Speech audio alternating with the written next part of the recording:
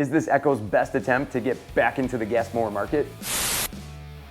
Hey guys and gals, welcome to Garage Gear. I'm JB, and just so we're clear here, I purchased this Echo LM2119SP lawnmower with my own money, so you know you're getting an honest review. The plan here is to unbox this gal, set her up, do a quick overview, and then give you my initial thoughts. Echo's making a comeback here. They haven't had a gas mower since the 90s. Echo's doing better than some 90s boy bands.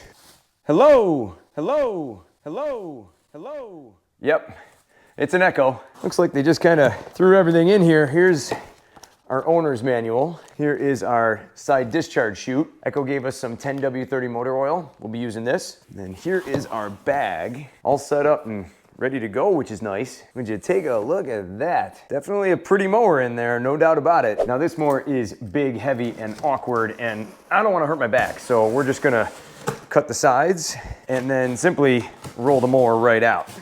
Even the manual says to do this, so we're just gonna drop the drawbridge down, put some blocks underneath the mower here. There's one, there's two. Ho, ho, ho. Now what? Come on. Oh, that's what it is. Flap down. And look at her roll.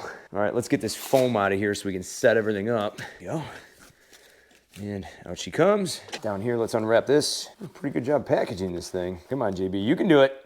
There it is. Out she comes there. Let's unwrap this handlebar.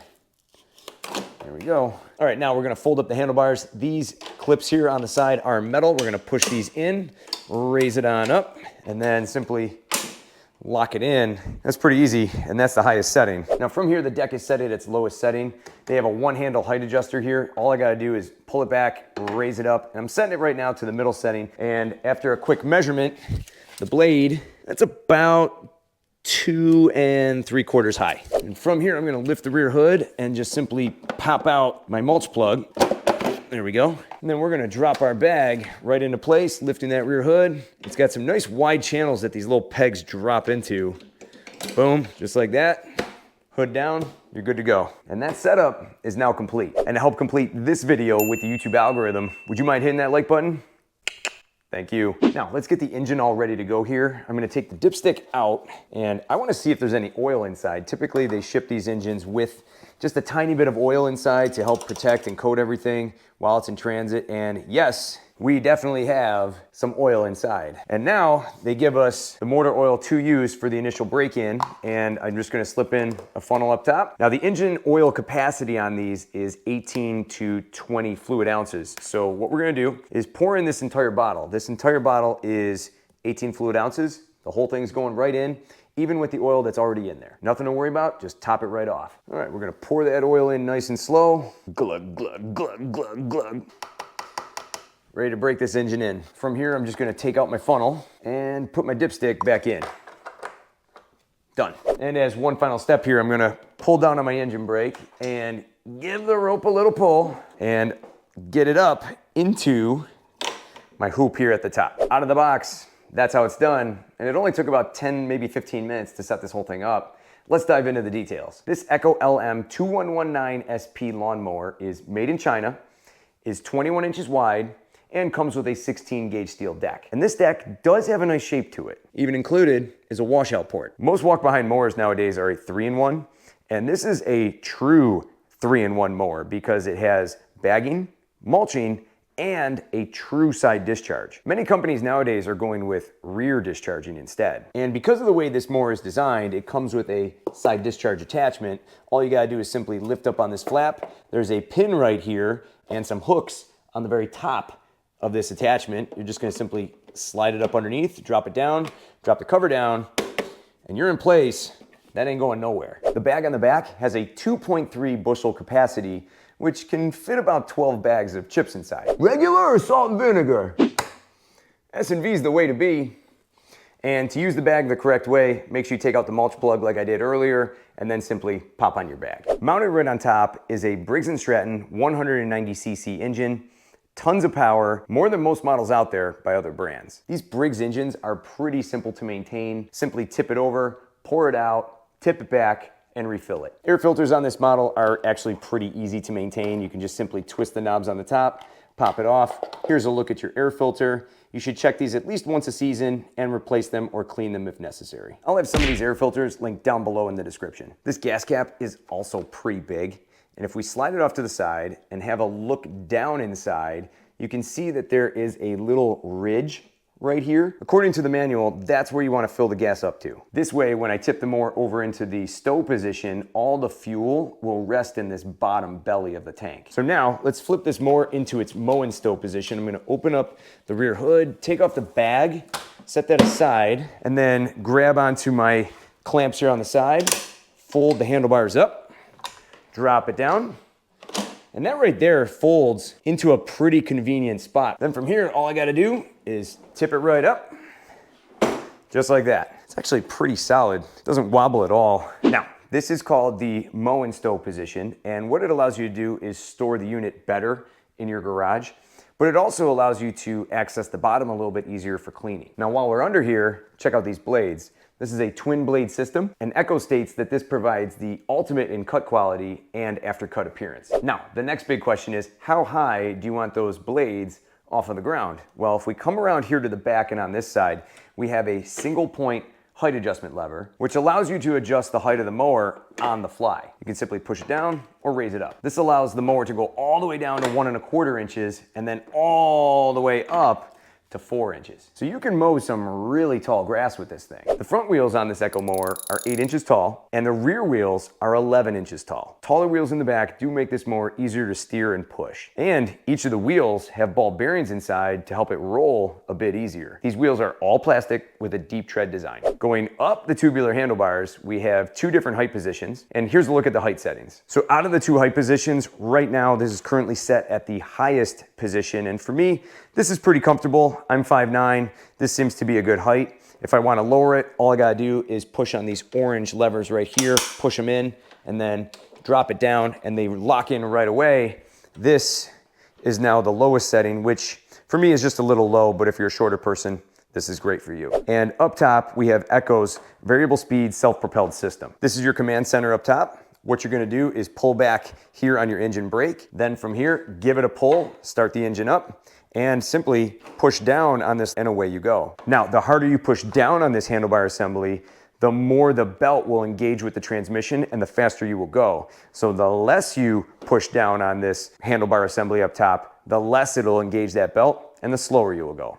Pretty simple. And if you're familiar with Toro's personal pace design, this is basically the exact same thing. Now, here are a few quick facts about this mower. The overall weight of this Echo mower is 78 pounds. It comes with a 5-year consumer warranty, which is pretty common for most Echo equipment. And it also comes with a 90-day commercial warranty. And here on the box is Echo's ranking for this mower. It's marked for moderate homeowner use. This is Echo's attempt to get back into the gas mower market. So if you're ready, I'm ready. Let's go fire it up. All right, let's fill this gal up. Ethanol free is the way to be. Close it right up. Done. All right, let's fire up the Echo.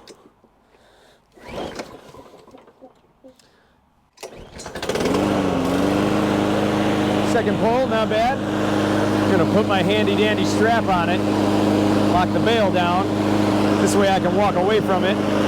All right, let's give it a test. Let's see how that variable speed self-propelled system works here. Here we go. Not bad. I'm not really slamming on it, but here I am backing up. That's a good sign. Let's push it down a little harder. Okay, that's probably about, I'd say half, 3/4. Still backing up. That's good. One more time, all the way down. Woo, little jump. Not bad, Echo. See, I got the mulch plug out, inflating the bag.